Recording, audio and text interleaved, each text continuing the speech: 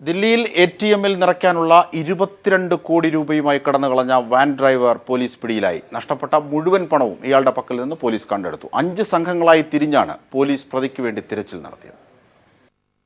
ഇന്നലെ വൈകുന്നേരമാണ് സ്വകാര്യ ബാങ്കിന്റെ ATMൽ നിറയ്ക്കാനുള്ള 22.5 കോടി രൂപയുമായി വാൻ ഡ്രൈവർ പ്രദീപ് ശുക്ല കടന്നത്. കൂടെയുണ്ടായിരുന്ന സെക്യൂരിറ്റി ജീവനക്കാരൻ വാഹനത്തിൽ നിന്നും ഇറങ്ങിയ തക്കത്തിലാണ് പ്രദീപ് ശുക്ല കൊള്ള നടത്തിയത്. ട്രാഫിക് ബ്ലോക്ക് ആകുമെന്നും അല്പം മുന്നിലേക്കായി വാൻ പാർക്ക് ചെയ്യാമെന്നും സെക്യൂരിറ്റി ജീവനക്കാരനെ തെറ്റിദ്ധരിപ്പിച്ചാണ് ഇയാൾ പണവുമായി പാഞ്ഞത്. ഡ്രൈവർ കടന്നുകളഞ്ഞതായി ബോധ്യപ്പെട്ട സെക്യൂരിറ്റി ജീവനക്കാരൻ ബാങ്കിലും വിവരം അറിയിച്ചു. പോലീസ് നടത്തിയ പരിശോധനയിൽ വാൻ ഉപേക്ഷിക്കപ്പെട്ട നിലയിലും കണ്ടെത്തി. പിന്നീട് ദില്ലി പോലീസ് വലവിരിച്ചു നടത്തിയ അന്വേഷണത്തിലാണ് പ്രതി പിടിയിലായത്.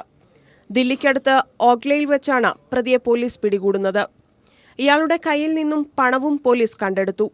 CCTV ദൃശ്യങ്ങളും സാക്ഷിമൊഴികളുമാണ് മണിക്കൂറുകൾക്കുള്ളിൽ പ്രതിയെ പിടികൂടാൻ സഹായിച്ചതെന്ന് ദില്ലി പോലീസ് പറഞ്ഞു. News bureau, Delhi.